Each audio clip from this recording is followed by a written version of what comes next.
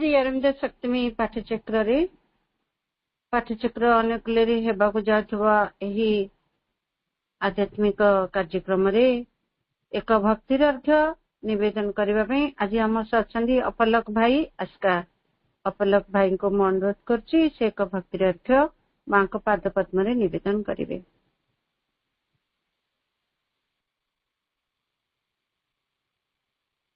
महिमा परम प्रभु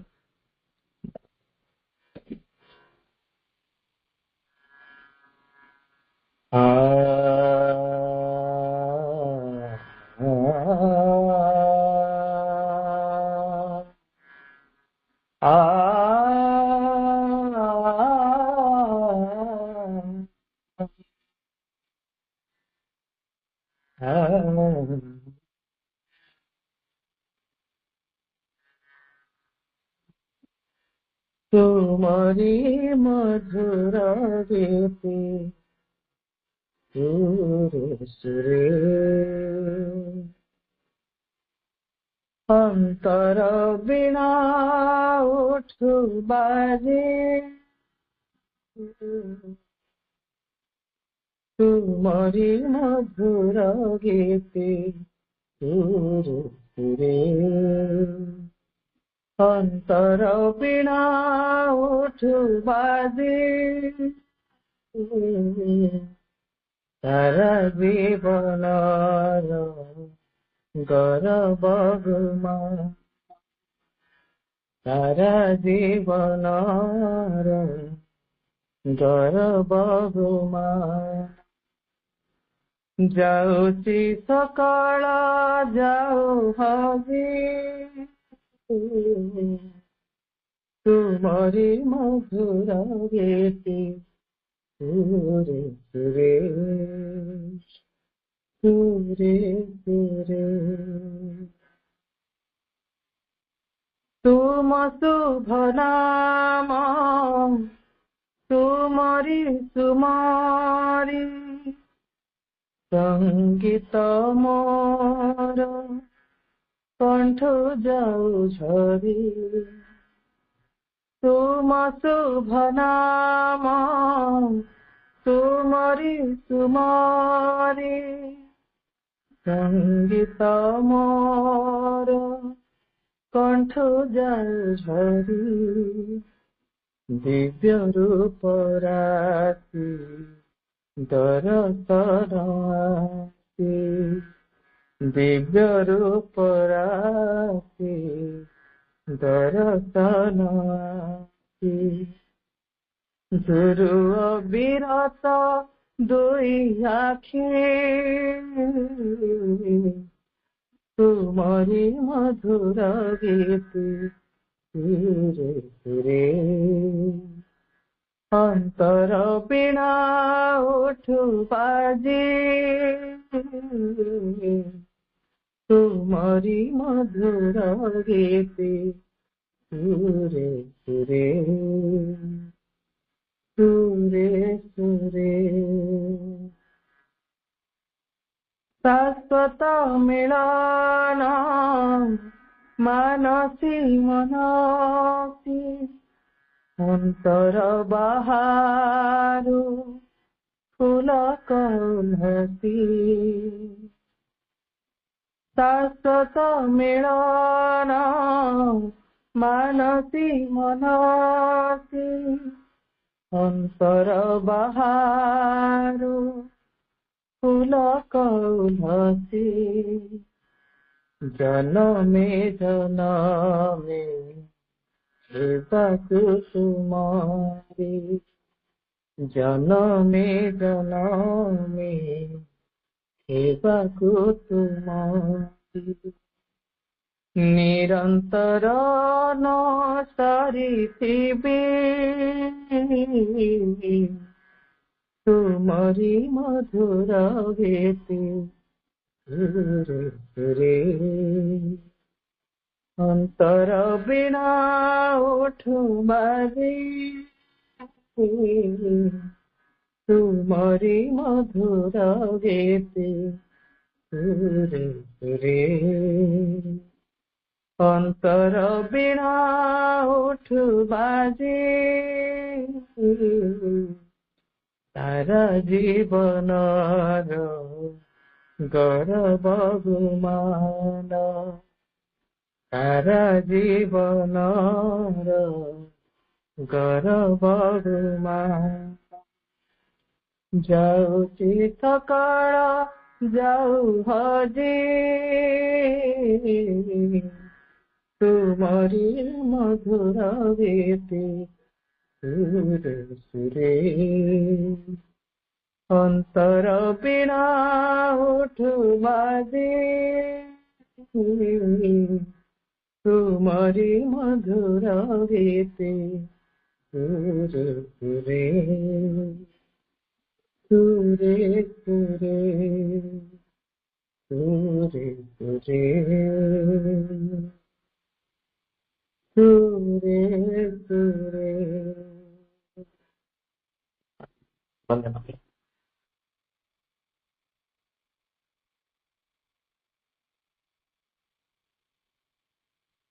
धन्यवाद अपलक बहुत सुंदर कंठरे मांकर से भक्तिर अर्थ प्रभुंकर से भक्तिर अर्थ निवेदित होईछि। धन्यवाद समस्त अपन तरफ ममा कृतज्ञता जनाउछि।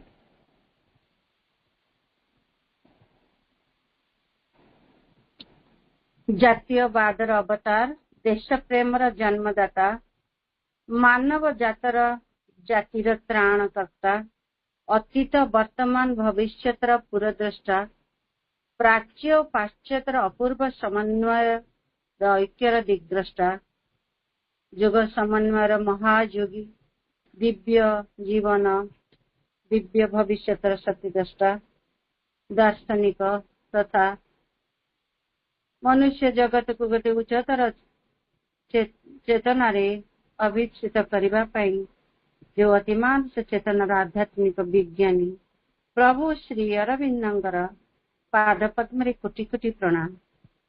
प्रभुंकर से जो असीम कृपा यही मनुष्य जगत पाई यही ग्रंथ गुड़िक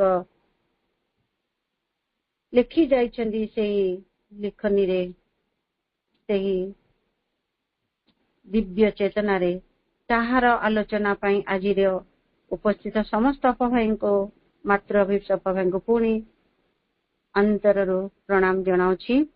आज आलोचना हम आमर पृष्ठ 22 आलोचना होइथिला व्हाट्सएप रे ग्रुप रे मो पृष्ठटी को सेंड करछि आपण मन देखि परिबे। गत गुरुवार आलोचना जहा हितला तापर मो टिके समय पढ़ी दिए या पर आमर आलोचना हबो भाई उपस्थित हेबे एवं भाई आलोचना करिवे। The human cycle book T ताहार आरंभ सृष्टि होइथिला 1914 मसिया एवं 1916 रे तार लेखनी रो एक आर्य पत्रिका रे गोटी गोटी चैप्टर रे निष्कृत होइथिला। तापर ताको कलेक्शन करी the human cycle book T 1949 मसिया रे ताको श्री अरविंदर उपस्थिति रे पब्लिश होइछि एवं ताहार चैप्टर टी 1 चैप्टर टी द साइकिल ऑफ सोसाइटी सरीछि बर्तन 2 chapter the age of individualism and reason आलोचना होछि। आज आलोचना हबो हमर 22 पृष्ठ रे obviously through there would grow up a fixed system of society morality and custom and a body of socialistic doctrine which one could not allow to question practically and perhaps not even intellectually, since that would soon shatter or else undermine the system.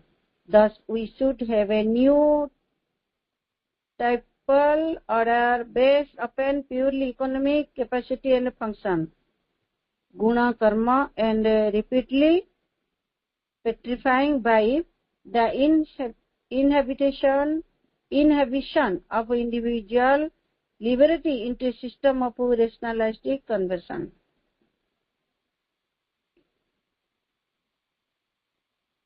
ବ୍ୟକ୍ତି ଲାଗି ସତ୍ୱର ସନ୍ନ୍ୟାସର ସ୍ୱାଧୀନତା ରହିଥିଲା, ମୁକ୍ତ ଆଧ୍ୟାତ୍ମିକ ଜୀବନ ସାଧନା ଲାଗି ସେ ଇଚ୍ଛା କଲେ ସାମାଜିକ ଜୀବନ ଛାଡି ଚାଲି ଯାଇପାରିବ। ତାପରେ ତେଣେ ଗୋଷ୍ଠୀ ଜୀବନ ମଧ୍ୟ ନୂତନ ବିଚାର ଓ କଳ୍ପନାକୁ ନେଇ ସେ କିଛି ଶାଖା ଓ ସମାଜ ଗଢି ଉଠିଲା ଏବଂ ତାର ସ୍ୱାଧୀନତା ରହିଲା ଗୋଟେ ଗୋଷ୍ଠୀ ଜୀବନରେ। ଯେମିତି ଆମର ଶିଖ ସମ୍ପ୍ରଦାୟ, ବୈଷ୍ଣବ ଧର୍ମ ସବୁ ଆମର ଉଦ୍ଭାସିତ ହୋଇଛି। ମାତ୍ର ଯେଉଁ ସମାଜ କେବଳ ଅର୍ଥନୈତିକ ଜୀବନ ଏକମାତ୍ର ନିୟାମକ ବୋଲି ଜାଣୁଛି, ତଥାକଥିତ ବୈଜ୍ଞାନିକ ବିଚାର ପଦ୍ଧତି ଏକମାତ୍ର ପଦ୍ଧତି ବୋଲି ଜାଣୁଛି ଓ କେବଳ ଗୋଟିଏ ପଥ ତଥା ଗୋଟିଏ ରୀତିକୁ ହିଁ ଏକମାତ୍ର ପଥ ବା ରୀତି ବୋଲି ମାନୁଛି, ସେହି ସମାଜ ତାର ସ୍ୱୀକୃତ ଆଚରଣ ମାନ ଠାରୁ ଏହିପରି ଅତିରିକ୍ତ ବିବିଧତାକୁ କଦାପି ସହ୍ୟ କରିପାରିବ ନାହିଁ। ଯେ ବିଭିନ୍ନ ପ୍ରକାର ଗୋଷ୍ଠୀ ତିଆରି ହେଲା, ତାହେଲେ ତା ଭିତରେ ଗୋଟେ ବିଭେଦ ସୃଷ୍ଟି ହେଇଗଲା। ଯାହା ଆମର ଆଗକୁ ଯିବାକୁ ଅଛି, ନିଜ ନିଜର ବିଚାରକୁ ନେଇକରି ସେ ନିଜେ ନିଜେ ଗୋଟେ ଗୋଷ୍ଠୀ ଜୀବନ ଯାପନ କଲେ, ତାହାର କଥା ତାହାର ଧର୍ମକୁ ସେଇ ରକ୍ଷା କରିବା ପାଇଁ ସେ ଗୋଟେ ଗୋଷ୍ଠୀ ଜୀବନ କଲା ଏବଂ ତାହାକୁ ଆଗକୁ ଆଗକୁ ନେବାକୁ ଚାହିଁଲା। ଏହିପରି ଭାବରେ ଆମର ବିଭିନ୍ନ ପ୍ରକାର ଗୋଷ୍ଠୀ ସବୁ ଜୀବନ ଗୋଷ୍ଠୀ ଗୁଡିକ ତିଆରି ହୋଇଛି, ବୈଷ୍ଣବ ଧର୍ମ, ଶିଖ ସମ୍ପ୍ରଦାୟ। କିନ୍ତୁ ଏହାପରେ ବୈଜ୍ଞାନିକ ବିଚାର ପଦ୍ଧତି ହିଁ ଏକମାତ୍ର ପଦ୍ଧତି ବୋଲି ମଧ୍ୟ କୁହାଗଲା, ଯାହା ଫଳରେ ଏହି ରୀତିନୀତିକୁ ସେ ମାନିଲା ନାହିଁ। ସମାଜର ସ୍ୱୀକୃତି ଆଚରଣ କରିବା ପାଇଁ କଦାପି ତାହାକୁ ସେ ଗ୍ରହଣ କରିପାରିଲା ନାହିଁ। ତେଣୁ ସ୍ପଷ୍ଟତଃ ସାମାଜିକ ନୀତି ତଥା ସଂସ୍କାରଗତ ଜୀବନର ଏକ ନିର୍ଦ୍ଦିଷ୍ଟ ରୀତି ବା ପ୍ରକାର ହିଁ ବିକାଶ ହିଁ ବୈଜ୍ଞାନିକର ନିୟମ ଦ୍ୱାରା ଏକ ସମାହାର ଆପଣାକୁ ଦୃଢ ପ୍ରତିଷ୍ଠା କରି ରଖିବା, ଯାହାର ଆଭ୍ରାନ୍ତ ବିଷୟରେ ବସ୍ତୁତଃ କାହାରିକୁ କୌଣସି ସଂଶୟ ବ୍ୟକ୍ତ କରିବାକୁ ଅନୁମତି ଦିଆଯିବ ନାହିଁ। ଏପରିକି ବୁଦ୍ଧି ଓ ବିଚାର କ୍ଷେତ୍ରରେ ମଧ୍ୟ ସେହି ବିଷୟଟିରେ କୌଣସି ସଂଶୟ ପ୍ରକାଶ କରିବା ଲେଖା ଆଉ କାହାର ଅଧିକାର ରହିନଥିବ। ମାନେ ଏମିତି ଗୋଟେ ସତ୍ୟ ଆଡକୁ ଯିବ ଯୋଉଠିକି କୌଣସି ସନ୍ଦେହ ଆଉ ରହିବ ନାହିଁ। ଏହାର ଯଦି ତାହା ଅବିଶ୍ୱାସ, ତାହେଲେ ସତ୍ୟ ଆଡକୁ ଯିବ ନାହିଁ। ଏହାର ବିସ୍ତୃତ ଆଲୋଚନା ପାଇଁ ଆମ ସହ ଅଛନ୍ତି ବର୍ତ୍ତମାନ ଆମର ପ୍ରିୟ ପରିଚିତ ସମ୍ମାନନୀୟ ଆମର ପ୍ରିୟ ଭାଇ ଭବେଶ ଭାଇ ଜଏନ୍ ହୋଇସାରିଛନ୍ତି। ଭାଇଙ୍କୁ ଆମେ ଅନୁରୋଧ କରିବା, ଭାଇ ଏହି ଗ୍ରନ୍ଥର ଏହି ପ୍ରଭୁଙ୍କର ଏହି ଗ୍ରନ୍ଥର ଆଲୋଚନାକୁ ଆଗକୁ ନେବେ। ଭାଇ ପ୍ରଣାମ, ସମସ୍ତ ପ୍ରଥମତଃ ସ୍ୱାଗତ। ଭାଇ ଆପଣ ଆଲୋଚନା ରଖନ୍ତୁ। ପ୍ରଣାମ।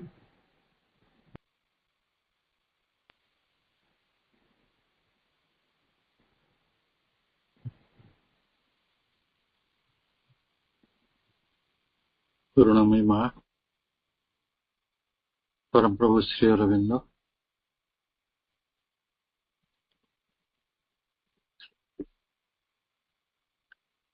ଆଜିର ଏହି ମାନବ ଯୁଗ ଚକ୍ର, ଯାହାକୁ ଆମେ ହ୍ୟୁମାନ ସାଇକେଲ ପ୍ରଭୁଙ୍କର ଏକ ଅତ୍ୟନ୍ତ ବୌଦ୍ଧିକ ଉଚ୍ଚତାର ଏକ ପୁସ୍ତକ ପଢୁଛନ୍ତି। ଆଲୋଚନା ଚକ୍ରରେ ଉପସ୍ଥିତ ରହିଥିବା ସମସ୍ତ ମାତୃ ସନ୍ତାନ ମାନଙ୍କୁ ହୃଦୟରୁ ସ୍ୱାଗତ ଏବଂ ଶୁଭେଚ୍ଛା। ପ୍ରଭୁ ଶ୍ରୀ ଅରବିନ୍ଦଙ୍କ ପାଇଁ ସବୁଠାରୁ ଗୁରୁତ୍ୱପୂର୍ଣ୍ଣ ବିଷୟ ରହିଥିଲା ମଣିଷ। ମଣିଷକୁ ନେଇ ତାଙ୍କର ଚିନ୍ତା, ମଣିଷକୁ ନେଇ ତାଙ୍କର ସାଧନା, ମଣିଷକୁ ନେଇ ତାଙ୍କର ସିଦ୍ଧି,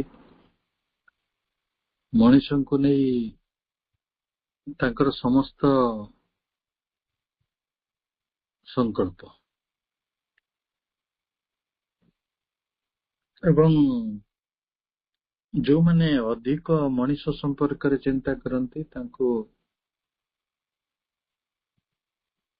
କୁହାଯାଏ ଆନ୍ଥ୍ରୋପୋଲୋଜିଷ୍ଟ। ମଣିଷର ସମାଜ ଉପରେ ଯେଉଁମାନେ ଚିନ୍ତା କରନ୍ତି ସେମାନେ ସୋସିଓଲୋଜିଷ୍ଟ।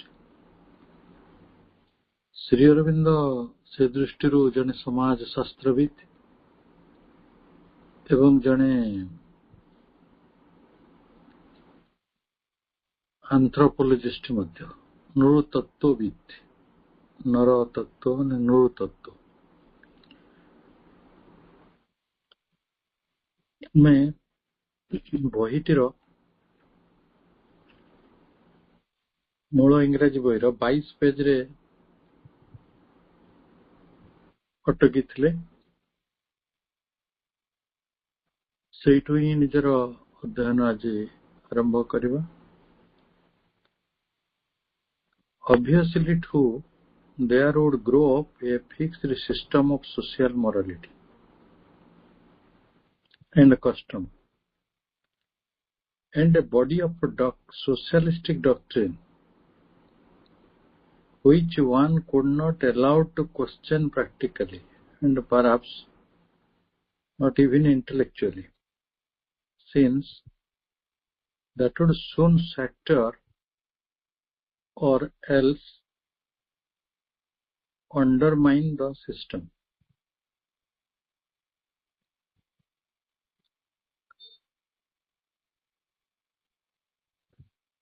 ତେଣୁ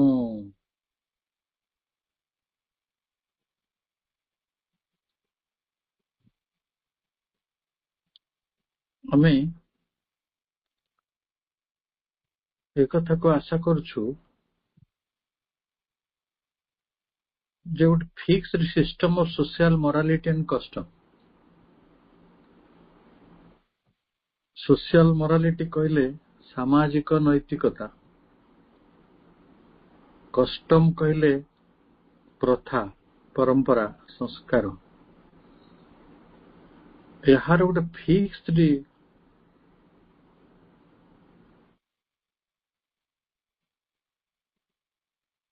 ସିଷ୍ଟମ, ନିର୍ଦ୍ଦିଷ୍ଟ ବ୍ୟବସ୍ଥା,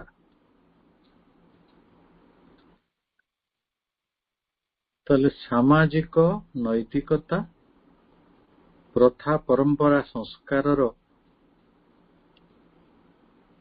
ଗୋଟିଏ ଫିକ୍ସଡ ସିଷ୍ଟମ, ନିର୍ଦ୍ଦିଷ୍ଟ ବ୍ୟବସ୍ଥା କଣ ହବ ନା ପ୍ରତିଷ୍ଠିତ ହବ। ଏଇଟା ହବ a body of socialistic doctrine. Body of socialistic doctrine କହିଲେ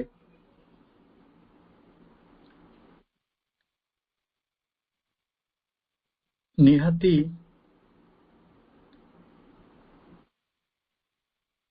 सोशलिस्टिक कहले समाज तत्व आधारित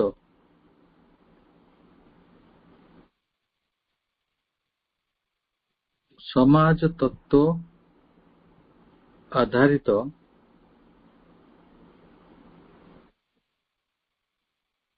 गोटे तत्व आमे सोशलिस्टिक व्यू जोटा कहउचंती सेटा समाजवाद। बेटर हबो आमे ताको समाजवाद तत्वर कथा कहबा, जोटाको प्रैक्टिकली कहले जहाको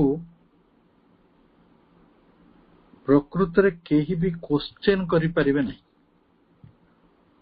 केही भी प्रश्न उठै परिबे नहीं, केही संदेह व्यक्त करि परिबे नहीं, केही आशंका व्यक्त करि परिबे नहीं, एवं एपरि कि बुद्धि विषय रे मध्य इंटेलेक्चुअली मध्य केही से विषय रे प्रश्न उठै परिबे नहीं। अति बौद्धिक लोक माने गोटे सिनिसिज्म भितर चली जाए, सब जिनस संदेह करते, कौन सी सिस्टम खुशी करें, से गोटे एंटी एस्टाब्लिशमेंट एटीट्यूड नहीं बचुता, जहाँ भी हम से विरोध करेंगे, जहाँ भी हम भल लगे, सेमती लोक सब अच्छा। तेणु से सब कौ लोक मैंने इंटेलेक्चुअल लोक गुड़ाक, अति बौद्धिक लोक मैंने सबू कथार नाक पुरे, सबू कथार क्या बाहर करेंगे, आम जो ओडिया रे कहते ना जीरारु शिरा बाहर करेंगे, ये सब बुद्धिमान लोकंकर काम। तेणु प्रभु कहते इंटेलेक्चुअली भी आम कौन सी प्रश्न उठाया परिबा नहीं, since that would soon setter or else undermine the system. जदि सेपरी हबो ताले कौन हबो ना,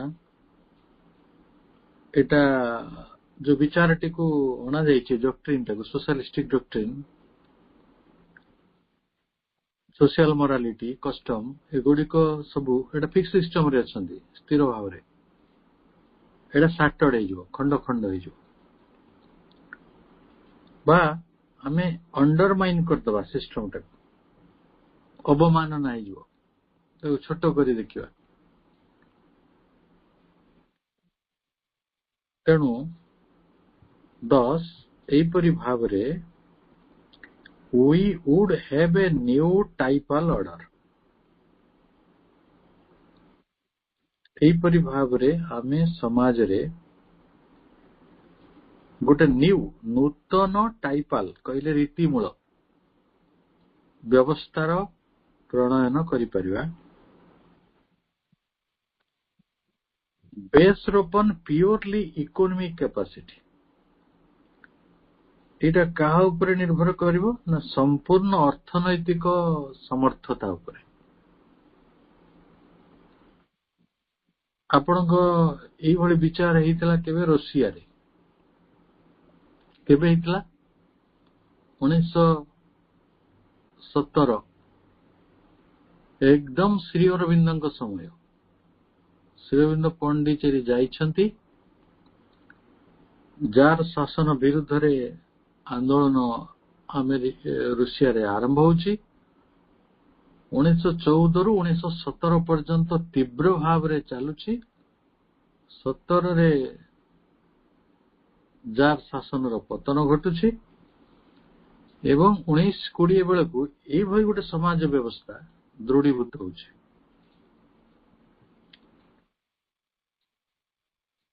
श्री अरविंद को कहवा कथा जे एटा गोटे अर्थनैतिक समर्थता उपरे आसीबो सोशलिस्टिक डॉक्ट्रिन आपण आम देश भी समाजवादी माने अछंती अवश्य ट्रू सेंस रे नांती जो माने सब समाजवादी थिले आम देश रे अतीत रे हमें अनेक पॉलिटिशियन को ना नहीं परिवा एमएन राय जड़े थिले सोशलिस्टिक से भली लोहिया राम मनोहर लोहिया एमानकर किछि छात्र अछंती आज भी पॉलिटिक्स रे अछंती आज पॉलिटिक्स तो कहजियो ने से गोटे कौन कहजियो छाड़ंतु ता हम विचार नै मांक हिसाब रे that is the last field जो सभा शेष रे रूपांतरित हो कारण सेठी भयंकर भाव रे अहंकार और राजनीति जो राजस्विकताटी घर करता है प्राणिकताटी घर करता है प्रभु कहते purely economic capacity and function अर्थनैतिक समर्थता और आर्थिक क्रियाशीलता से समाज भित्ति हो सब कथा पैसा पत्र हिसाब हनी केते लाभ केते गुण कर्म खाली इकोनॉमिक कैपेसिटी एंड फंक्शन नुहे सेठी अर्थगत गुण अर्थगत कर्म को संपूर्ण भित्ति करा जिवो and rapidly petrifying by the inhibition of individual liberty into a system of rationalistic conventions.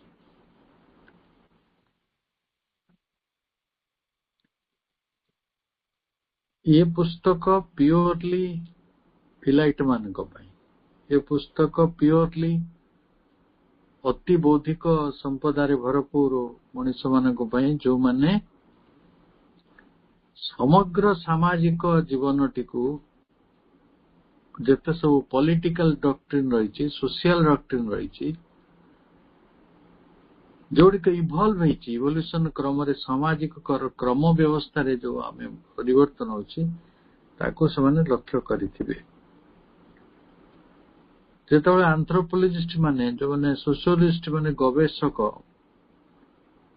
पुस्तक प्रबंध लिखुचंदी लेखक से जिते प्रभुंकर ये लेखा गुड़िक पढ़ुंट से चमत्कृत हो जाउछन्ति जे एते गभीर चिंतन मनीष संपर्क रे किपरि से करि पारिछन्ति। एटी कौन है जीवो ना रैपिडली पेट्रिफाइंग एटा संपूर्ण भाव रे व्यक्तिर गोटे इनहिबिशन को इंडिविजुअल लिबर्टी रो इनहिबिशन को नहीं आसो व्यक्तिर स्वाधीनता इंडिविजुअल लिबर्टी ताकू निषेध करदब आउ एटा पेट्रिफाइंग माने पत्थर करदबा पत्थर भली व्यवस्था जो व्यक्तिर किसी स्वाधीनता रहिबो नहीं इनहिबिशन ऑफ इंडिविजुअल लिबर्टी जीव कोठी कि ना into a system of rationalistic conventions rationalistic कहले बुद्धि सर्वस्व कन्वेंशन परंपरावाद बुद्धि सर्वस्व परंपरावाद कौन ना सेटा तो गोटे समाजवाद ना से इकोनॉमिक्स टा मुख्य तो साइंटिफिक एंड यूनिटेरियन सोसाइटी तैयारी होता पूर्व आपण पढ़ी रिगोरसली साइंटिफिक एंड यूनिटेरियन सोसाइटी अति गोटे वैज्ञानिक आधार अर्थनैतिक आधार एथिरे व्यक्ति रो किछि गुरुत्व नहीं 1970 रु 1985 बेसी दूर नुहे 70 वर्ष भी है नथिला ये जो तथाकथित रेशनलिस्टिक साइंटिफिक सोशलिस्टिक डॉक्ट्रिन सेठी भांगी गला भुसुड़ी पड़ा कारण सेठी जमीर मालिक आपण नुहंती संपत्तिर मालिक आपण नुहंती राष्ट्र होची सबुर मालिक एटा कन्वेंशन है गला गोटे परंपरावाद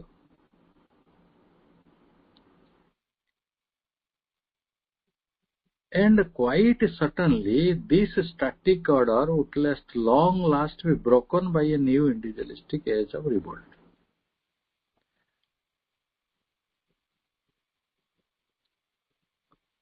Quite certainly कहले निश्चित भाव रे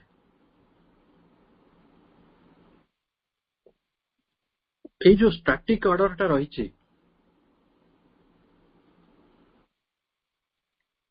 अति स्थिर व्यवस्था आपण चाइनीज व्यवस्था सब स्थिर नुहे गोटे मल्टी पार्टी सिस्टम नहीं गोटे पार्टी माने छात्र माने आंदोलन करथिले थरे टियानमेन स्क्वायर गोटे जगह अच्छी सेठी 10,000 छात्रों को सरकार पूरा दौड़ी देले विद्रोह दमन कले 10,000 मनीषंकर युवकंकर शरीर टा खंड विखंड हैला परे जहा परिस्थिति हेतोटी अनुमान करत तेणु से माने कौन करिवे ना से जो स्टैटिक ऑर्डर टा निश्चित भाव में broken by a new individualistic age of revolt गोटे न्यू रिवोल्ट आसीबो नूतन विद्रोह ए नूतन विद्रोहटी कहार व्यक्तिवादी विद्रोह कन्वेंशन से माने रहबेनी एटा जदि गोटे साइंटिफिक कन्वेंशन किंतु भी सेतिरे असुविधा अछि व्यक्तिटा माइनस हे होछ ना जोटी व्यक्तिर स्थिति गौण हबो सेति विद्रोहटी हबो led probably by the principles of an extreme philosophical anarchism extreme कहले अति ଫିଲୋସଫିକାଲ ଏନାର୍କିଜିମ କହିଲେ ଏନାର୍କିଜିମ ଦାର୍ଶନିକ ଅରାଜକତା, ଏଇ ଆଦର୍ଶକୁ ନେଇକି ତିଆରି ହବ ବ୍ୟକ୍ତିବାଦର ବିଦ୍ରୋହ। ଆମକୁ ହୁଏତ ରାଷ୍ଟ୍ର ବୁଝେଇବ, ଦେଖ ସମସ୍ତେ ଆମେ ଭଲରେ ରହିଛନ୍ତି, ଆମେ ସମସ୍ତେ ପ୍ରଗତି କରୁଛନ୍ତି, ଆମ ସମସ୍ତଙ୍କର ଆବଶ୍ୟକତା ଗୁଡିକ ପୂରଣ ହଉଛି, କିନ୍ତୁ ଆପଣ କହିବେ ନାହିଁ, ମୁଁ ବ୍ୟକ୍ତି, ମତେ ବ୍ୟକ୍ତିର ଅଧିକାର ଦରକାର, ମତେ ବ୍ୟକ୍ତିର ସ୍ୱାଧୀନତା ଦରକାର, ରାଷ୍ଟ୍ର ମତେ ନିୟନ୍ତ୍ରଣ କରୁ ନ କରୁ।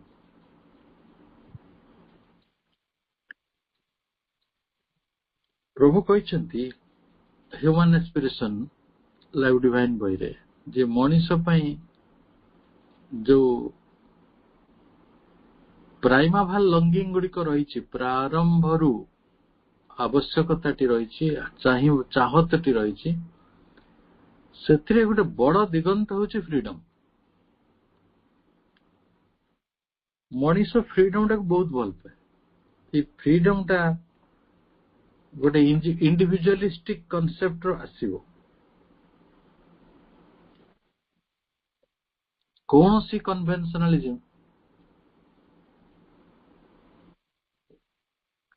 ସେଟାକୁ ସାଟିସ୍ଫାଏ କରିପାରିବନି।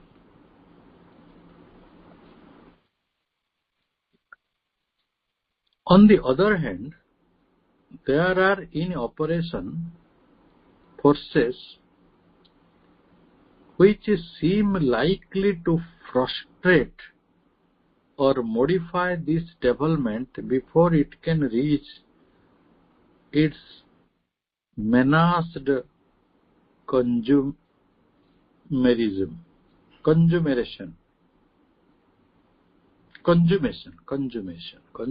କହିଲେ ଚରମ ସୀମା, ଏକାଥରେ ଶେଷ କଥାଟିକୁ କୁହାଯାଏ କଞ୍ଜୁମେସନ। ପ୍ରଭୁ କହିବାକୁ ଚାହୁଁଛନ୍ତି ଅନ୍ୟ ପକ୍ଷରେ, ଅଦର ହ୍ୟାଣ୍ଡ, ପୃଥିବୀରେ ଏମିତି ସବୁ ଶକ୍ତି ଗୁଡିକ ବର୍ତ୍ତମାନ ସକ୍ରିୟ ହୋଇକି ଅଛନ୍ତି, ଦେ ଆର ଇନ୍ ଅପରେସନ, କ୍ରିୟା ଭିତରେ ଅଛନ୍ତି। ଇନ୍ ଅପରେସନ, କ୍ରିୟା ଭିତରେ ଅଛନ୍ତି କୋଉମାନେ? ଫୋର୍ସେସ୍, ଶକ୍ତିମାନେ, which seem likely to frustrate or modify this development. ସେମାନେ କଣ କରନ୍ତି ନା ଗୋଟେ modify this development which it can reach its menaced consummation. menaced ମାନେ ଚିନ୍ତାଜନକ ବା ବିପଜ୍ଜନକ। ବିପଜ୍ଜନକ କଞ୍ଜୁମେସନ କହିଲେ ଚରମ ସୀମା। ତେଣୁ ବିପଜ୍ଜନକ ଚରମ ସୀମାରେ ପହଞ୍ଚିବା ପୂର୍ବରୁ ସେଗୁଡିକୁ ଏମାନେ କଣ କରିଦିଅନ୍ତି ନା ଫ୍ରଷ୍ଟ୍ରେଟ କରିଦିଅନ୍ତି, ନିରାଶ କରିଦିଅନ୍ତି, ବିଫଳ କରିଦିଅନ୍ତି ବା ମୋଡିଫାଏ, ପରିବର୍ତ୍ତନ କରିଦିଅନ୍ତି।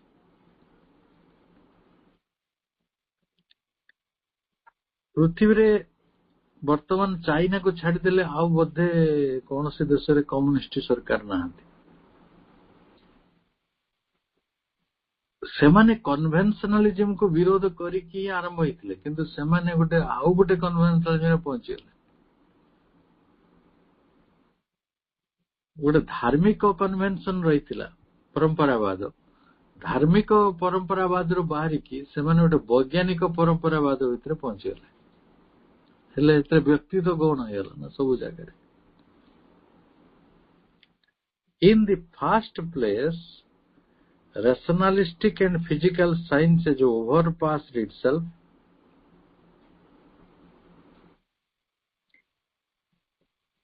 ପ୍ରଥମ କଥାଟି କଣ? ବୁଦ୍ଧିବାଦୀ, ଯାହାକୁ ଆମେ କୁହାଯିବ ରେସନାଲିଷ୍ଟିକ, ଆଉ ହେଲା ଫିଜିକାଲ ସାଇନ୍ସ, ଭୌତିକ ବିଜ୍ଞାନ। এইটা କଣ କରିଛି ନା has overpassed itself, ନିଜେ ନିଜକୁ ବା ନିଜେ ନିଜର ସମ୍ଭାବନାର କ୍ଷେତ୍ରଟିକୁ ଅତିକ୍ରମ କରିଯାଇଛି। ଲୋକେ କଣ ଭାବିଥିଲେ ବିଜ୍ଞାନ ଏପରି ସବୁ ସମ୍ଭାବନା ଗୁଡିକୁ ନେଇ ଆସିବ?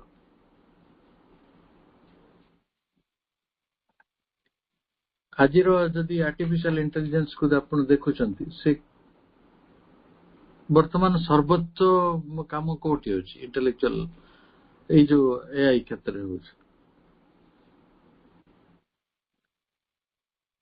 ଏଆଇ କ୍ଷେତ୍ରରେ ଯେତେବେଳେ ସବୁ ଚିକିତ୍ସା କ୍ଷେତ୍ରରେ, ଶିକ୍ଷା କ୍ଷେତ୍ରରେ ତ ବ୍ୟବହାର ହେଲାଣି,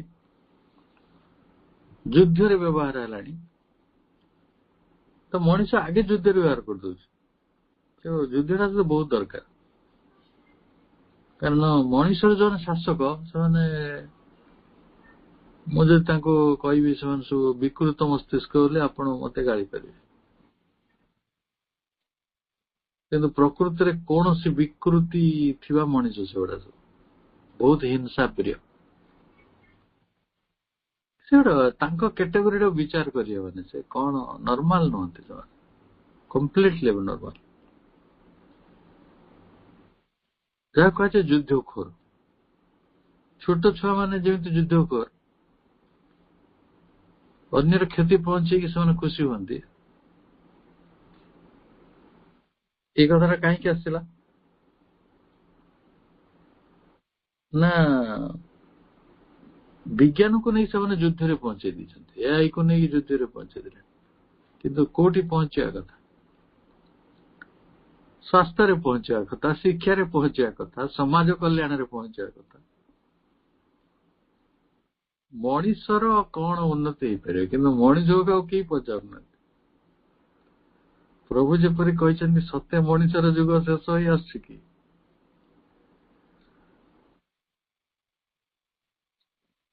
କଣ ହଉଛି ସେ କେବଳ ବିବର୍ତ୍ତନର ଯେ ମହାଦେବତା ସେ ହିଁ ଜାଣନ୍ତି। ଏଠି କୁହାଯାଉଛି ଗୋଟେ ରେସନାଲିଷ୍ଟିକ ଆଣ୍ଡ ଫିଜିକାଲ ସାଇନ୍ସ, ଏଇ ଯୋଉ ବୁଦ୍ଧିବାଦ ଏବଂ ଭୌତିକ ବିଜ୍ଞାନ, ଏଇଟା ନିଜେ ନିଜର ସମ୍ଭାବନାର ସକଳ ସୀମାକୁ ଅତିକ୍ରମ କରିଯାଇଛି। and must before long be overtaken by a mounting flood of psychological and psychic knowledge.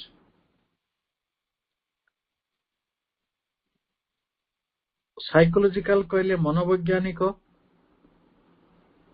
ସାଇକିକ କହିଲେ ଚୈତ୍ୟ ଜ୍ଞାନ ର ଯୋଉ ଫ୍ଲଡ, ପ୍ଳାବନ, ଯୋଉ ବନ୍ୟା,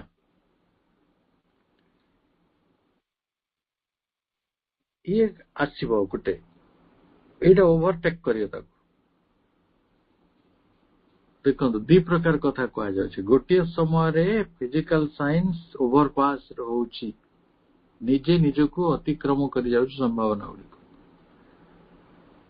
କିନ୍ତୁ ମଣିଷ ତାର ଚେତନା ଦୃଷ୍ଟିରୁ ବଢୁନାହିଁ। କିନ୍ତୁ ଗୋଟେ ସମୟ ଆସୁଛି, must before long be undertaken by a mounting flood of psychological and psychic knowledge which cannot fail to compel quite a new view of the human being and open a new vista before mankind. କଣ ନା psychological, ମନୋବୈଜ୍ଞାନିକ ଏବଂ ଚୈତ୍ୟ ଜ୍ଞାନର ଗୋଟେ ପ୍ଳାବନକାରୀ ବନ୍ୟା ନିଃସନ୍ଦେହ ଭାବରେ ମଣିଷ ଜୀବନ ବିଷୟରେ ସମ୍ପୂର୍ଣ୍ଣ ନୂତନ ଦୃଷ୍ଟିକୁ ଆମ ଆଗକୁ ଆଣିବ। ତାପରେ କଣ ହବ ନା ମଣିଷ ଏଇ ଯୋଉ ନୂତନ ସମ୍ଭାବନା ରାଜ୍ୟରୁ compel quite a new view of human being, ଆପଣ ଗୋଟେ ନୂତନ ଦୃଷ୍ଟିଟେ ପାଇବାକୁ ଯାଉଛନ୍ତି ମନୁଷ୍ୟ ସମ୍ପର୍କରେ। ମନୁଷ୍ୟ ସମ୍ପର୍କରେ ନୂତନ ସମ୍ଭାବନାର କଥା ଭାବୁଛନ୍ତି। ନ୍ୟୁ ଭିଷ୍ଟା, ନ୍ୟୁ ଭିଷ୍ଟା କହିଲେ କଣ? ନୂତନ ସମ୍ଭାବନାର ରାଜ୍ୟ। ନୂତନ ସମ୍ଭାବନାର ରାଜ୍ୟକୁ ମଧ୍ୟ ମଣିଷର ଗତି ହବ। ଆଜି ଚେତନା ପଛରେ ପଡିଛି ବୋଲି ମଣିଷ କେବଳ ଯୁଦ୍ଧ ଦେଇ ଭିତରେ ଅଛି, ଜିଙ୍ଗୋଇଜିମ୍ ଘୃଣା ପ୍ରଚାର କରୁଛି, ବିଦ୍ୱେଷ ଘୃଣା କରୁଛି। ସେ ଆଦୌ ହାରମୋନି ଭିତରୁ ଯାଇପାରୁନି, ଡିସହାରମୋନି ଭିତରେ ରହୁଛି। ହାରମୋନି ଏଟ୍ ଏନି କଷ୍ଟ, କିନ୍ତୁ ସେଟା ହବନି ନଲେଜ ନହେଲେ। ତେଣୁ ବୈଜ୍ଞାନିକ ଜ୍ଞାନଟି ଯେମିତି ବଢି ଚାଲିବ, ଠିକ ସେଇଭଳି ଗୋଟେ ନୂତନ ଯୁଗ ଯେତେବେଳେ ଆସିବ, ସେତେବେଳେ ସାଇକୋଲୋଜିକାଲ ଆଣ୍ଡ ସାଇକିକ ନଲେଜ ମଧ୍ୟ ବିଫଳ ହେଲେ ଚଳିବ ନାହିଁ। ସେମାନେ ଗୋଟେ new view of Humane being ଆଣିବେ, ମନୁଷ୍ୟ ସତ୍ତା ସମ୍ପର୍କରେ ଏକ ନୂତନ ଦୃଷ୍ଟିକୋଣକୁ ଆଣିବେ ବାଧ୍ୟ ହୋଇକି, and open a new vista before mankind। ମଣିଷ ଆଗରେ ନୂତନ ସମ୍ଭାବନାର ଏକ ବିଶାଳ ରାଜ୍ୟକୁ ସେମାନେ ଖୋଲିଦେବେ। ସେ ବନ୍ୟା ପରି ଆସିବ। At the same time, the age of reason is visibly drawing to an end। এই ବୁଦ୍ଧିର ଯୁଗର ବୁଦ୍ଧି ଯୁଗ, ଏଜ୍ ଅଫ୍ ରିଜନ, ଆକୁ ଏଜ୍ ଅଫ୍ ରିଜନଟା ହଉଛି ଜାଁ ପଲ୍ ସାର୍ତ୍ରେଙ୍କର ଫ୍ରେଜ୍। ସେ ହିଁ ତାକୁ ବୁଦ୍ଧିର ଯୁଗ ବୋଲି କହିଛନ୍ତି। ପରେ ସୋସିଓଲୋଜିଷ୍ଟ ମାନେ ସେଇ ଟର୍ମଟାକୁ ମାନିଛନ୍ତି। এই ବୁଦ୍ଧିର ଯୁଗଟି କଣ ହବ ନା, visibly drawing to an end, ଦେଖା ହଉଛି ଜଳ ଜଳ ଇଏ ଗୋଟେ ଶେଷ ଆଡକୁ ଯାଉଛି। Novel ideas are sweeping over the world. ନୂତନ ଚିନ୍ତା ଗୁଡିକ ସମଗ୍ର ଜଗତରେ ବ୍ୟାପି ଯାଉଛି। and are being accepted with a significant rapidity। ଗୋଟେ ବୈଶିଷ୍ଟ୍ୟପୂର୍ଣ୍ଣ ଶୀଘ୍ରତାର ସହିତ ସେଇ ନୋଭେଲ ଆଇଡିଆଜକୁ, ନୂତନ ଧାରଣା ଗୁଡିକୁ ଲୋକେ ଗ୍ରହଣ କରୁଛନ୍ତି।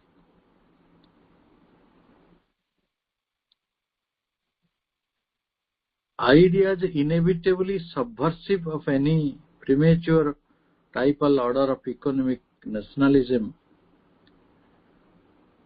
Dynamic ideas such as Nietzsche's will to live, Bergson's exaltation of intuition, also above intellect, or the latest German philosophical tendency to acknowledge a suprarational faculty and a suprarational order of truths। ଆକ୍ଷରିକ ଭାବରେ ଖାଲି ଅର୍ଥଟି ଆଜି ବୁଝିଥାନ୍ତୁ। Coming ଟାଇମରେ ମତେ ମନେ ପକେଇଦେବେ ଯେ ଯୋଉ ବର୍ଗସନଙ୍କର ଏକ୍ସଲ୍ଟେସନ ଅଫ ଇନଟ୍ୟୁସନ କଣ, ନିତ୍ସେଙ୍କର ୱିଲ୍ ଟୁ ଲିଭ୍ କଣ, କନସେପ୍ଟକୁ ଆମେ ବୁଝିବା। କଥା ଏଇଆ,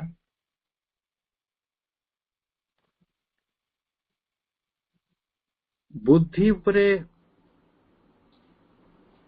ଯୋଉଟା ପୂର୍ଣ୍ଣ ରୂପେ ନିର୍ଭର କରି ରହିଛି, ଯୋଉ ଏଜ୍ ଅଫ୍ ରିଜିନ, ସେ ତ ଅନ୍ତ ହିଁ ଆସୁଛି। ବର୍ତ୍ତମାନ କୁହାଗଲା ପୃଥିବୀର ଅନେକ ନୋଭେଲ ଆଇଡିଆଜର, ନୂଆ ବିଚାରର କଥା ଆସୁଛି, ତାକୁ ଆମେ ଶୀଘ୍ରତାର ସହିତ ଗ୍ରହଣ କରୁଛେ। ଏହି ସବୁ ଭିତରେ ଯୋଉ ଅର୍ଥନୀତି ସର୍ବସ୍ୱ ବୁଦ୍ଧିବାଦ ରହିଛି, ଇକୋନୋମିକ ରେସନାଲିଜମ, এইটা ଗୋଟେ ଅପରିପକ୍ୱ ରୀତି ପ୍ରଧାନ ସମାଜ ବ୍ୟବସ୍ଥାର ଚୂନା କରି ଭାଙ୍ଗିଦବ। କଣ କୁହାଯାଉଛି ନା ଡାଇନାମିକ ଆଇଡିଆସ, ହଁ ଏଇଟା ସବଭର୍ସିଭ ଅଫ ଏନି ପ୍ରିମେଚ୍ୟୁର ଟାଇପାଲ ଅର୍ଡର। ପ୍ରିମେଚୁଆଲ ଟାଇପାଲ ଅର୍ଡର। ପ୍ରିମେଚୁଆର କହିଲେ ଅପରିପକ୍ୱ, ଟାଇପାଲ କହିଲେ ରୀତି ପ୍ରଧାନ ସମାଜ ବ୍ୟବସ୍ଥା, ତାକୁ ସେ ଭାଙ୍ଗିଦେବ। ଦାର୍ଶନିକ ନିତ୍ସେଙ୍କର ଯୋଉ ୱିଲ୍ ଟୁ ଲିଭ୍ କଥା କୁହାଯାଉଛି, ତାହା ହେଉଛି ବଞ୍ଚି ରହିବାର ମୂଳ ଇଚ୍ଛା। ଏବଂ ଦାର୍ଶନିକ ବର୍ଗସ୍ କଣ କହୁଛନ୍ତି ନା ଇଣ୍ଟ୍ୟୁସନ ହେଉଛି ମଣିଷର ବୁଦ୍ଧିଠାରୁ ଅଧିକ କର୍ତ୍ତୃତ୍ୱଶାଳୀ। ବକ୍ସନଙ୍କର କଥାଟି ହେଲା ଏକ୍ସଲ୍ଟେସନ ଅଫ୍ ଇଣ୍ଟ୍ୟୁସନ ଏବଭ୍ ଇଣ୍ଟେଲେକ୍ଟ। ବୁଦ୍ଧିଠାରୁ ସମ୍ବୋଧିଟା ଅଧିକ ଏକ୍ସଲ୍ଟେସନ ଭିତରେ, ଅତିତ୍ୱ ଭିତରେ ରହିଛି।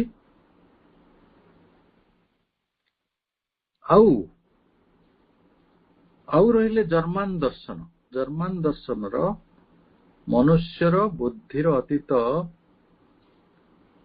ବୃତ୍ତି ଆଉ ସତ୍ୟର ଗୋଟେ ବୁଦ୍ଧିକୁ ଅତିକ୍ରମ କରି ଏକ ସୋପାନ ରହିଛି, ଏ ଦିଗରେ ପ୍ରକାଶ ଆସିଲାଣି। ଗତିଶୀଳ ବିଚାରଟାକୁ ଆମେ